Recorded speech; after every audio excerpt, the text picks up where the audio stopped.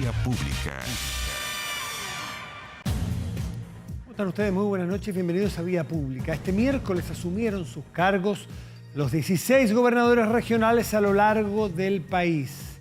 15 de ellos son de oposición y solo uno es oficialista en la Araucanía. En tanto, quienes ocupaban el rol de intendentes hasta ahora pasan a ser delegados presidenciales, para que aprendamos este nuevo cargo que va a aparecer en el horizonte, para que entendamos más o menos quiénes son.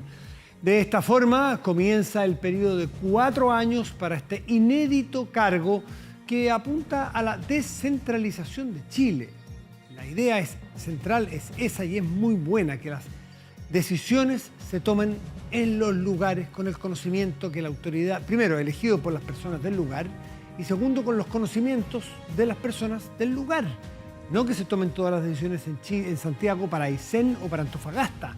Habrá algunas que son a nivel general y nacional, pero las locales también son importantes. Bueno, además, serán los encargados de administrar y formular políticas públicas regionales, elaborar y aprobar el presupuesto para la zona a las que representan y preparar el plan regional de ordenamiento territorial, entre otras funciones.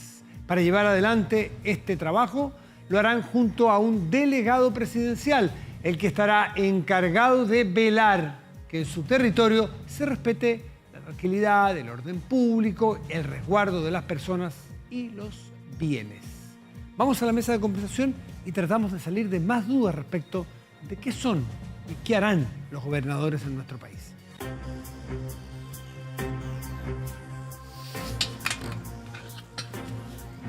Bueno, justamente tomamos contacto con Rodrigo Díaz, que es nuevo gobernador de la región del Biobío. Rodrigo, buenas noches, gracias por recibirnos. ¿Cómo estás? Hola Matías, un gusto saludarlo. Un saludo afectuoso a todas las personas que nos están viendo a través de Vía Pública. Bueno, igualmente, pues, y mucha suerte a ti y a todos los gobernadores del país, porque es una tarea que es difícil, como toda labor pública, y que además tiene el asunto de que nosotros los ciudadanos no sabemos muy bien qué son, pero tenemos altas expectativas, y sobre todo en regiones que no sean esta la metropolitana. Es decir, yo vivo en Hualpén y digo, bueno, Rodrigo Díaz tiene que preocuparse de que las decisiones dejen de asomarse todas en teatinos con moneda y se empiecen a tomar las locales en nuestra región. ¿Qué tipo de decisiones van a poder ustedes tomar que antes no tomaban localmente? A ver, los gobiernos regionales son personas jurídicas de derecho público que tienen patrimonio propio y que no dependen de ninguna otra autoridad más que de la soberanía delegada a través del voto por los electores. Y sus tareas principales son de carácter normativo. Tenemos que generar una estrategia regional de desarrollo, generar políticas, planes, y esto traducido en proyectos en distintas materias, en fomento productivo, en cierre de brecha de género, en sostenibilidad, etc. Y a la vez contamos con atribuciones para ser una especie de alcaldes mayores de las áreas metropolitanas, entendiéndose por áreas metropolitanas 2 o más comunas que son contiguas y que cuentan con más de 250.000 habitantes, para abordar temáticas que localmente, comunalmente, no pueden ser abordadas porque son de todo el conjunto de comunas. Por ejemplo, destino de la basura, por señalar un ejemplo. Y en tercer lugar, contamos con un fondo que se denomina popularmente FNDR, Fondo Nacional de Desarrollo Regional, aunque tiene otras denominaciones más, para financiar iniciativas que estén de acuerdo a las políticas que construimos y a esta estrategia, este paraguas que marca el dónde queremos estar en una cantidad X de años hacia el futuro. Rodrigo, en el caso nuestro es al 2030. Rodrigo, es interesante el punto de los fondos de desarrollo regional, porque hasta aquí siempre se ha sabido, yo no sé hasta qué punto es tan cierto, pero que ese fondo es muy importante porque es mucha plata y que es una forma de poder central que de alguna manera ha servido, algunos temen que pueda servir mucho para, desde el gobierno central, sea cual sea quien esté en el gobierno, ayude a ciertas regiones o ciertas autoridades locales que sean de su signo político. Entonces, para algunos es más fácil ir a estos recursos, concursables, y que ahora, entonces, la decisión del uso de esos recursos, ¿van a estar descentralizados, van a estar en ustedes, o igual tienen que pedírselo al gobierno central? ¿Cómo es ese cambio? A ver, el marco presupuestario de las regiones es dado por el gobierno central hasta el día de hoy. Nosotros esperamos que cambie. Y para conocimiento de quienes nos están escuchando, el 2% de todos los recursos de Chile son decididos por los gobiernos regionales. Y del orden del 12% de los recursos de Chile, del presupuesto del país, para cada año, son resueltos en las comunas. O sea, estamos en un nivel de 14% de la inversión de Chile que se decide en lo que se denomina gobiernos subnacionales. El promedio OCDE es de 30%, Matías. Tenemos una brecha grande que cubrir. Ahora, estos recursos, los que están en el gobierno regional, son asignados por el gobierno regional con aprobación de los y las consejeras regionales. Ahora, ha existido en la historia sesgo político en la asignación de esos recursos. No siempre es así. No, claro, a mí me ha tocado trabajar como intendente y la verdad que todas las comunas de lo que era entonces la región del Biobío tuvieron recursos dependiendo de la calidad de los proyectos que eran presentados. No hubo ni una comuna donde no hubiera asignación de recursos. Y eso depende del signo, pero actualmente lo que me contaban durante la campaña varios alcaldes y alcaldesas es que sus proyectos no eran tramitados y sí se cargaba la mano hacia comunas partidarias de la actual administración. Bueno, eso es un riesgo, o puede pasar. No debe ocurrir, eso es lo correcto, lo ético es que no ocurra.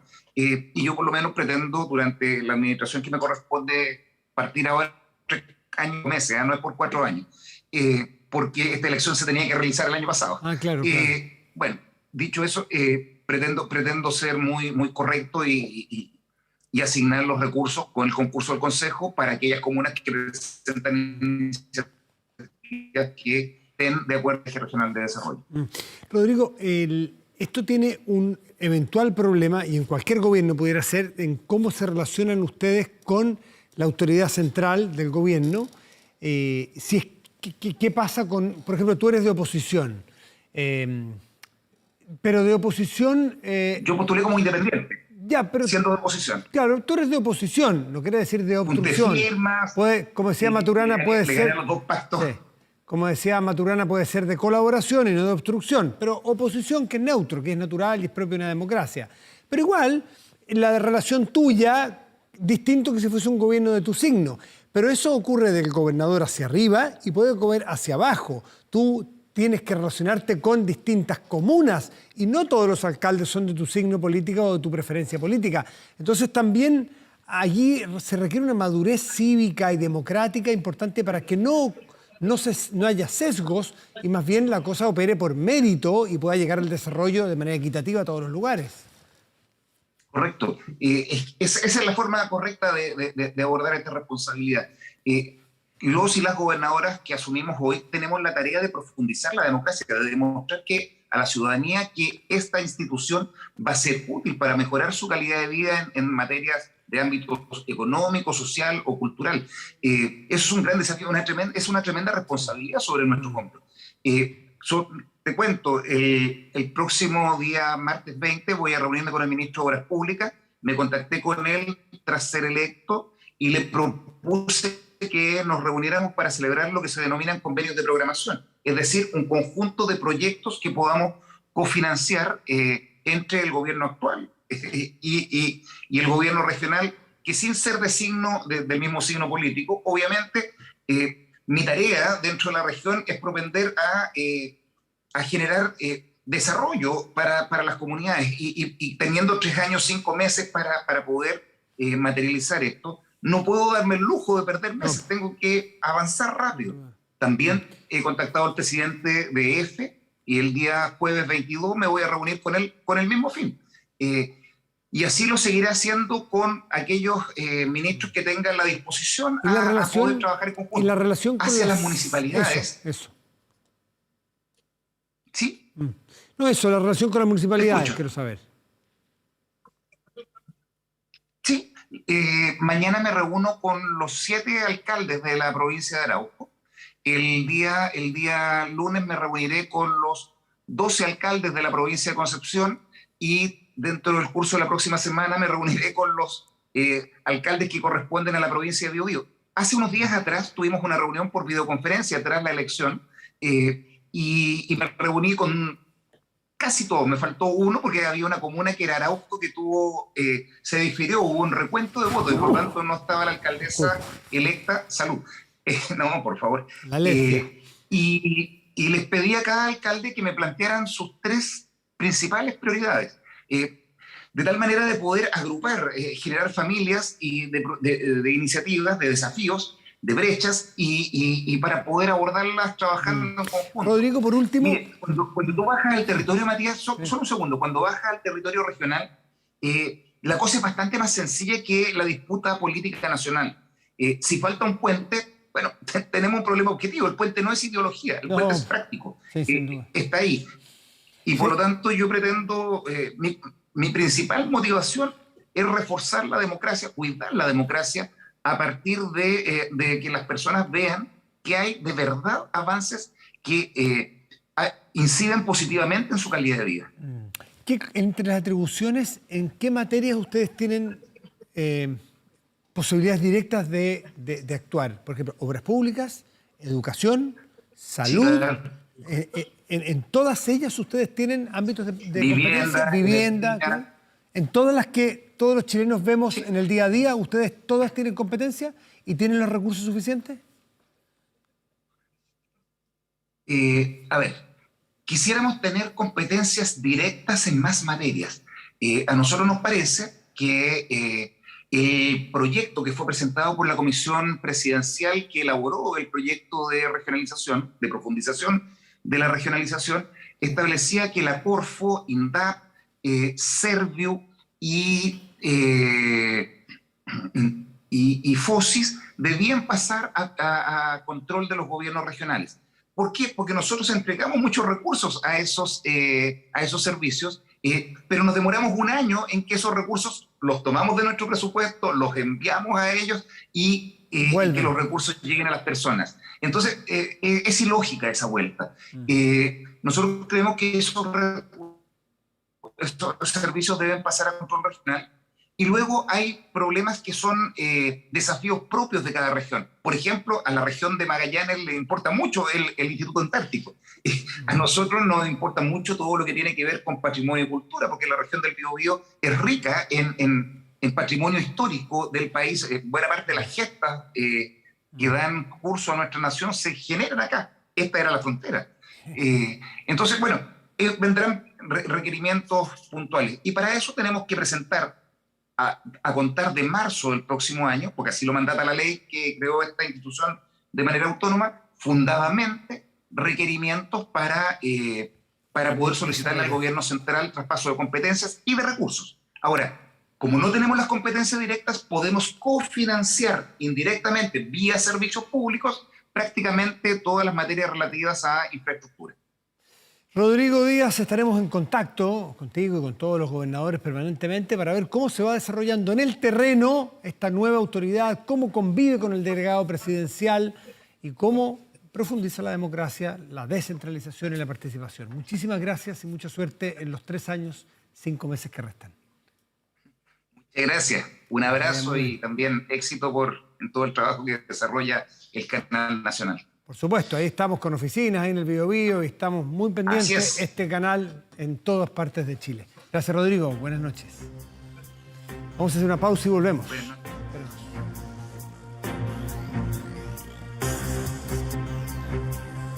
Estamos de vuelta en Vía Pública para mirar lo que ocurre un poco más allá de nuestras fronteras y para eso tomamos contacto con Francisco Tagle, que es académico de la Facultad de Comunicaciones de la Universidad de los Andes, es doctor en estudios latinoamericanos. Cuba nos convoca, no solo a nosotros, en muchas partes del mundo, en mucha preocupación, en parte porque sabemos que algo pasa, pero no sabemos, que es parte del problema, exactamente qué es lo que pasa, porque no nos permiten saberlo, entre otras cosas. Francisco, buenas noches, gracias por seguirnos. ¿Cómo estás? Buenas noches, Matías. Gracias por la invitación. Bueno, sabemos algunas cosas que el régimen tuvo que de alguna manera aceptar porque no le quedaba otra, porque había evidencias. Por ejemplo, la muerte de una persona, la cantidad de detenidos que hay, entre ellos periodistas, sino que los periodistas tengan un derecho distinto a las personas, ni que haya que resguardarlos más que las personas, pero periodistas que se les encarcela por hacer su trabajo, por informar, y la impunidad total de un régimen autoritario que encarcela periodistas de medios internacionales, no solamente lo hace con periodistas locales, es decir, la presión internacional parece que no importara mucho en este caso. ¿Cómo ves tú y si crees que la medida que tomó el régimen de cortar Internet o de regularlo ha enfriado la movilización que iba creciendo a partir del domingo? Bueno, realmente, como tú señalas, Matías, siempre respecto a Cuba, como se trata de un régimen totalitario, ¿no es cierto?, hermético, muchas veces lo que sabemos de Cuba es un poco a cuentagotas, en primer lugar. En este sentido, es cierto, tras las protestas del domingo 11 de julio, el gobierno cerró, apagó Internet, sobre todo para apagar las redes sociales. En este sentido, WhatsApp se había transformado en una herramienta clave para organización de estas protestas que se enmarcan en un contexto de la pandemia, de una grave crisis económica que tiene que ver con falta de alimentos y también, ¿no es cierto?, incluso con apagones de electricidad. En este sentido, el régimen de Díaz-Canel lo que hace, ¿no es cierto?, es cortar Internet para que no solamente el mundo no sepa bien lo que está pasando en Cuba, sino que también los propios cubanos no se enteren de lo que realmente está pasando y no puedan usar, por ejemplo, WhatsApp como una forma de organización para hacer una suerte de acción colectiva y protestas contra el régimen. Es interesante porque el último gran antecedente que tenemos en Cuba de una protesta importante fue el famoso maleconazo del año 1994 durante el período especial. Recordemos que cuando cae la Unión Soviética, Cuba pierde un gran aliado económico. En este sentido, comienza un período especial, como se le llama, donde se caracterizó por una suerte, ¿no es cierto?, de falta de alimentos, Claro. falta de medicinas, etc. Y en ese sentido, ese famoso maleconazo, donde fue una serie de protestas que ocurrieron en el malecón de La Habana, bueno, fueron rápidamente apagadas por Fidel Castro. Sin embargo, ¿qué tenemos hoy? Hoy, ¿no es cierto?, a diferencia de ese maleconazo del año 1994, hoy existen las redes sociales. Existe en Cuba, en los teléfonos móviles, donde la gente utiliza los teléfonos, ¿no es cierto?, como una manera para comunicarse y poder, ¿no es cierto?, gestionar estas protestas contra el régimen. Asimismo, yo creo también, Matías, que es importante tener en cuenta que Díaz-Canel no es Fidel Castro. Claro, no tiene la fuerza probablemente. En este sentido, claro, Díaz-Canel no pertenece, ¿no es cierto?, a los barbudos revolucionarios del año 59. De hecho, Díaz-Canel nació en el año 1960. Es decir, ni siquiera había nacido para el momento de la Revolución Cubana. En ese sentido, Díaz-Canel es visto como el típico funcionario del Partido Comunista que fue escalando posiciones, llegó a ser ministro de Educación, etc., y asume el poder en reemplazo de Raúl Castro. Pero, sin embargo, Díaz-Canel no es Fidel. En ese sentido... Sí, para muchos lo que está gobernando Cuba hoy día es una junta de gobierno, más que un líder indiscutible como fue en la era de los Castros, que decir, de Fidel sobre todo. Y la mejor evidencia de eso es que hay crónicas, por ejemplo, del 14 y medio, que es un diario digital de la oposición, de Giovanni Sánchez, donde se señala que Raúl Castro, que uno suponía que ya estaba alejado, que había dejado el poder, ha participado de reuniones el día domingo y lunes para justamente sofocar las manifestaciones opositoras. Por lo tanto, hay un poder que tampoco es tan firme como lo fue durante los primeros 55 años, por así decirlo, los primeros 60 años, lleva 62. Claro, en el fondo reaparece, como bien tú señalas, la figura de Raúl Castro. Un Raúl Castro que se había retirado en cierta medida, vuelve a aparecer, porque recordemos que Raúl Castro no solamente pueda tener una cierta ascendencia en la ciudadanía cubana, sino que también es muy importante en el ejército cubano. Recordemos que Fue el jefe del ejército durante muchos, jefe, ¿no muchos es cierto?, años. de la revolución Claro. hasta su retirada fue el jefe del ejército cubano, de las Fuerzas Armadas cubanas. Por lo cual, en cierta medida, y creo que pensando en un futuro, la clave también en esto también está mucho, tiene que ver en el apoyo que ha tenido la revolución respecto a las Fuerzas Armadas. Francisco, anoche cerrábamos esta entrega señalando que había información suelta, no confirmada y de la calidad que sabemos que tienen las redes sociales, que les hace falta muchos filtros de confirmación. Pero por eso las dimos sabiendo que era eso, porque tampoco hay mucho más que confirmar, porque no hay muchos medios en el lugar, los medios locales están totalmente cooptados, los medios oficiales, que decir, son un chiste, como en cualquier dictadura. Por lo tanto, las redes sociales de algo sirven, aunque no. Y se hablaba de una suerte de liberación, le llamaban algunos, de Camagüey, una zona, una región de Cuba, que habían logrado incluso que militares o policías se pasaran al bando de la ciudadanía que protestaba. ¿Eso se ha podido confirmar? ¿Será cierto? Venía de muchas fuentes distintas, pero ningún oficial ni de prestigio como para creerle. Bueno, hasta el momento, claro, yo también he seguido redes sociales de algunos disidentes cubanos, etcétera, ¿no es cierto? Otra día digital que tú mencionabas de Giovanni Sánchez, etcétera, donde, claro, se ha dado como a entender que podría haber cierto movimiento en las fuerzas de orden y seguridad, pero hasta el momento, en realidad, no ha pasado más de cierta información que corre por ahí en las redes sociales sin ningún registro. Pero sin embargo, y volviendo a ese tema, Matías, de las redes sociales, hay que tener en cuenta también que estas protestas no solamente tienen un aspecto de crítica por la situación económica, ¿no es cierto?, y sanitaria que está viviendo Cuba.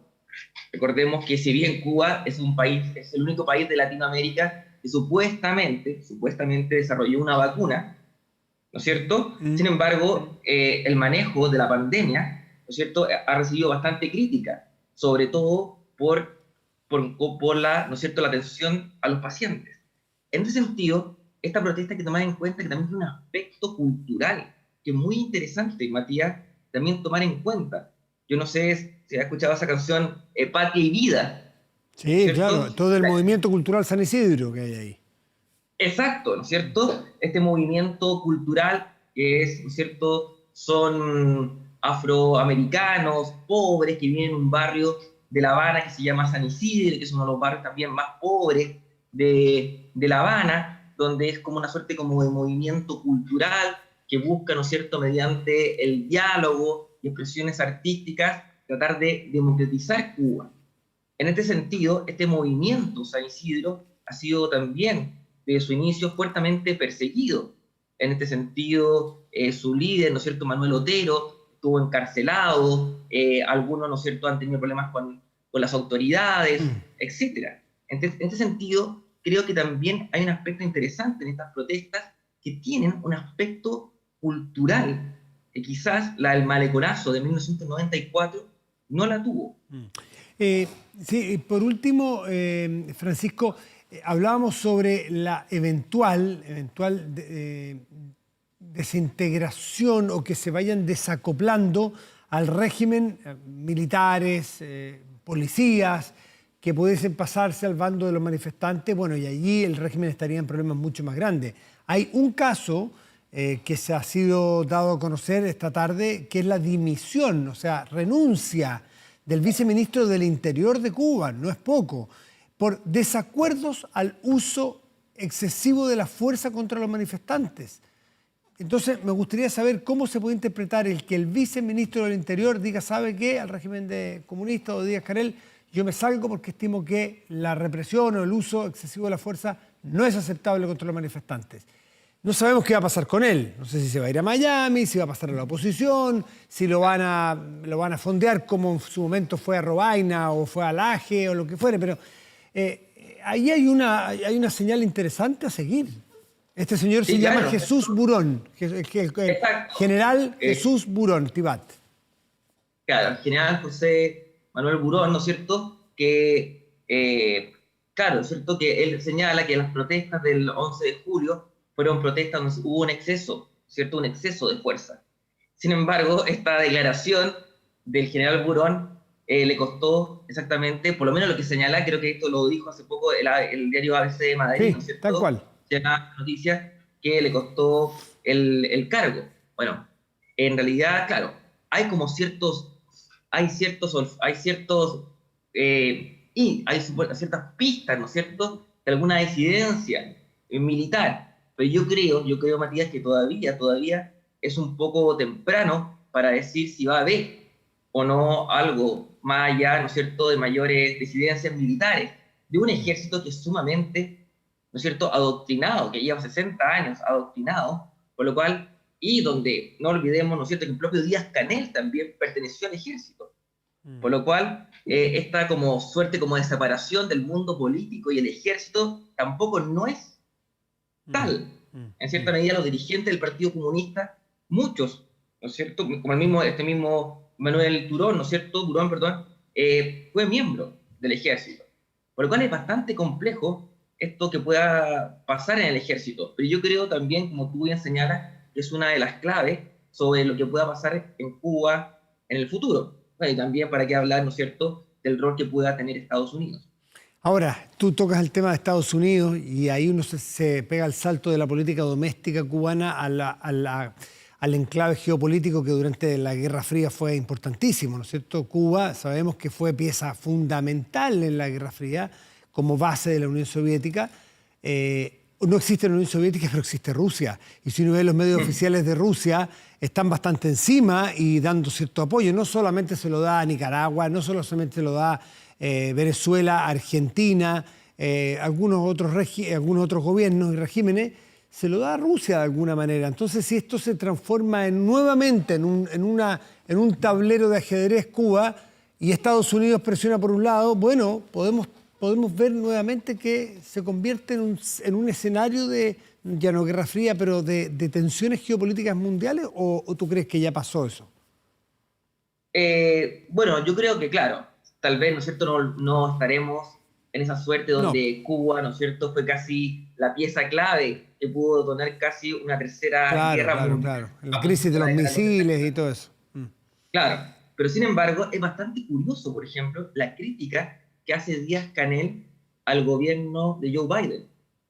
Porque resulta que Díaz-Canel acusa, en cierta medida, a la administración de Biden de estar detrás, ¿no es cierto?, de estas protestas, de haber influido a través de Twitter, del hashtag, ¿no es cierto?, SOS Cuba, etc.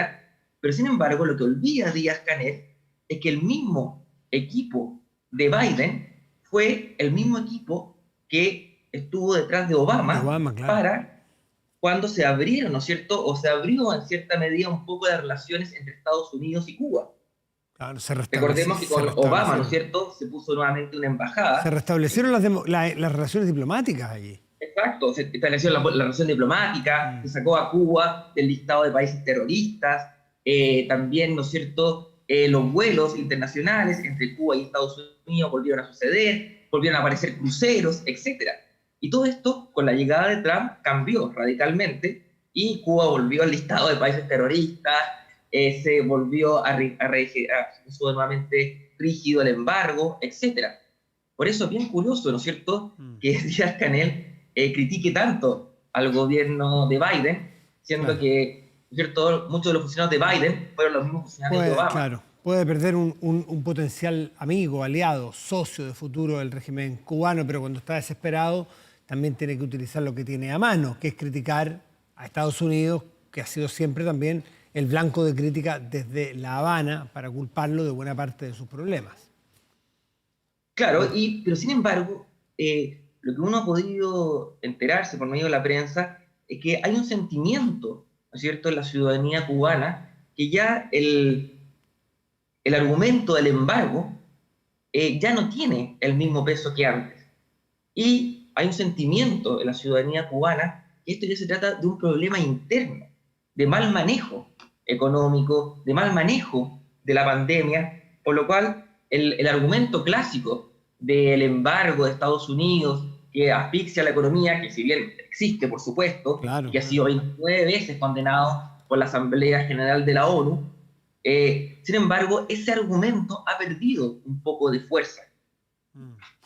Bueno, Francisco, te queremos agradecer como siempre esta conversación para tratar de entender mejor y ver desde otros ángulos lo que está ocurriendo en Cuba. Noticia totalmente en proceso, totalmente dinámica y que para nada ha terminado lo que partió este domingo 11. Puede haber bajado en intensidad, pero probablemente quedan acontecimientos por conocer. Francisco, muchísimas gracias y buenas noches. Muchas gracias a ti, Matías. Que te vaya muy bien. Hacemos una pausa y ya volvemos. Espérenos.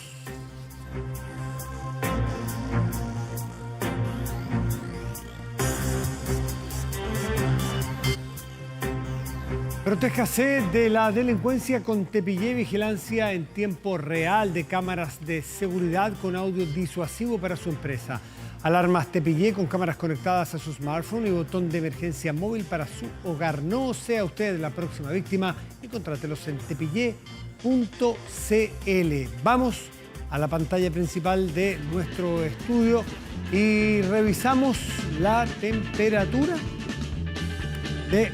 Primero el portal de noticias 24horas.cl. Muy bien, en este momento está destacada como noticia principal que la Convención aprueba en general la propuesta de la mesa de normas básicas para su funcionamiento. Va tomando forma el reglamento, que es muy importante. El otro día escuchaba un especialista que decía, no crean que solamente normar las horas de llegada y donde uno se sienta. Son las bases fundamentales para poder después llegar a acuerdos y sacar adelante una propuesta constitucional, que es la tarea que se les ha asignado o que se les ha encargado. Por lo tanto, se empiezan a dar los primeros pasos de un necesario reglamento de buen funcionamiento. Hacemos una pausa y ya volvemos. Espérenos.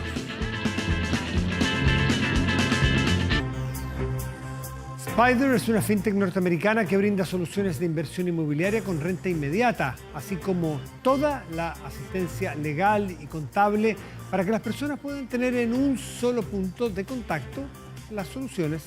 Ingresa a www.spider-investments.com para ver las distintas alternativas de inversión. Nos vamos a la pantalla principal de nuestro estudio y ahora sí revisamos el tiempo para mañana, pero primero veremos cuál es la temperatura que hay en este momento en la región metropolitana. Tenemos un cielo despejado y menos de 2 grados. 1 grado y 9 décimas. Está muy, muy frío afuera. ¿Veremos qué ocurrirá mañana? Bueno, y pasado. Aquí en la región metropolitana tendremos cielo despejado y una máxima probable de 16 grados. En tanto el viernes tendremos también cielo despejado, pero 2 grados menos de máxima probable. 14 se esperan para el viernes. Revisamos otras 2 regiones de nuestro país. Ovalle, en la región de Coquimbo, tendrá mañana cielo despejado, sol, sí, pero máxima probable de 18 grados solamente. Y 12 grados serán los que se esperan como máximo, con cielo parcial en Los Ángeles, región del Biobío. Exactamente hace 15 años se inauguraban los conciertos en el entonces denominado Arena Santiago, hoy Movistar Arena, así se llama, con un show que marcaba además el reencuentro de los 3 después de varios años de separación. Él mismo fue registrado para su publicación luego en CD o en DVD y fue un emotivo concierto de una calidad artística como los 3 pueden ofrecer. Bueno, frente a una arena repleto los días 7 y 8 de julio, repasaron así su notable repertorio y sorprendieron con la presencia de Emanuel del Real de Café Tacuba. De fondo escuchamos La Espada y la Pared, presentada por los 3 en la Arena Santiago 2006. Y con este tema nos despedimos, le agradecemos su atención. Muy buenas noches, gracias por venir.